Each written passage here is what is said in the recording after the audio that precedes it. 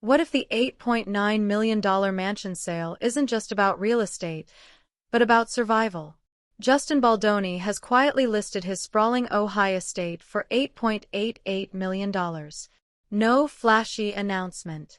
No emotional goodbye post. Just a silent listing that appeared almost overnight. And the timing? That's what has everyone talking. Because this isn't happening in a vacuum. It's happening just months before he's scheduled to face Blake Lively in court. And that's where things start to get complicated. First, let's talk about the timing. The property was listed on February 5th. Just days earlier, a rental listing for the same estate disappeared. Reports claim Baldoni has already moved his family out of California amid the ongoing legal battle.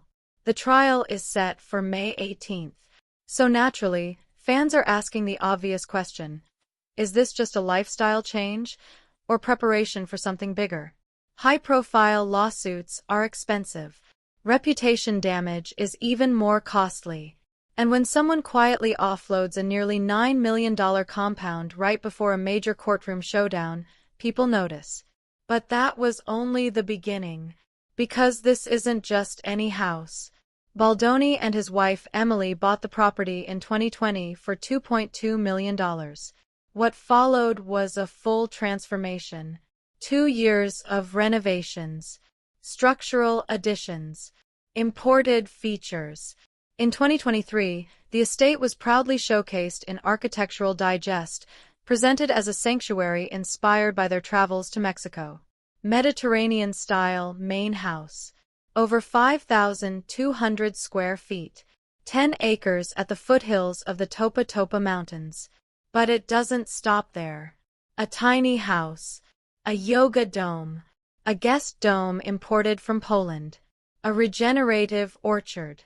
Saltwater pool. EMF shielding around the primary bedroom. A medical-grade air filtration system. Even a koi pond with its own waterfall. It wasn't just a home. It was a statement. And that statement painted Baldoni as grounded. Spiritual. Focused on energy and balance. His mother, a feng shui master for over 30 years, reportedly helped design the entire layout to enhance fortune. Which makes the next chapter even more dramatic. In December 2024, accusations surfaced. Blake Lively alleged that Baldoni sexually harassed her on the set of It Ends With Us, and claimed that he and his production company engineered a campaign to destroy her reputation.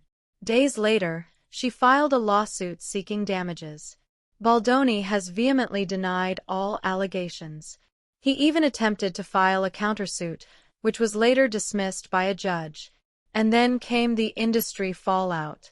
Reports claim his management company, WME, dropped him. Public appearances slowed. Interviews disappeared. The once carefully curated image of the mindful, emotionally intelligent filmmaker suddenly faced intense scrutiny.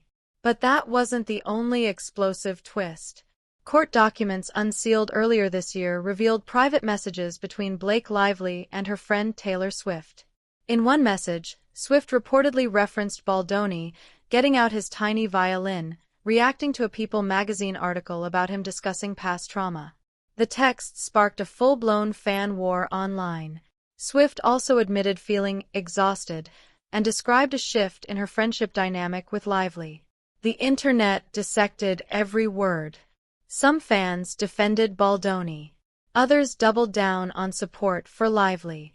Social media turned into a battleground. And just when things couldn't get more dramatic, leaked voice notes surfaced. One recording obtained by TMZ appears to show Baldoni telling Lively she looked beautiful in her film costumes and that he got the chills seeing the photos. Supporters say it sounds harmless. Critics argue it adds to a pattern.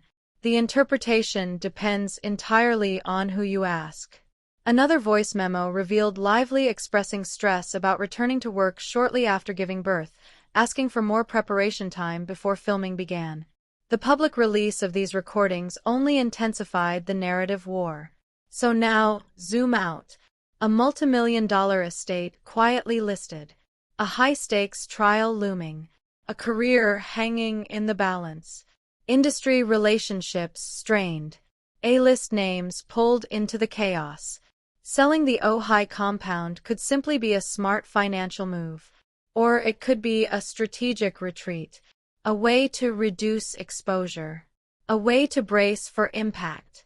Because no matter how this trial unfolds, one thing is clear. The peaceful, wellness-driven retreat that once symbolized harmony now sits on the market at nearly $9 million. And sometimes, when a celebrity sells the dream home they once called their sanctuary, it signals that a chapter is ending. The real question is whether this is the beginning of a downfall or the setup for a dramatic comeback. What do you think?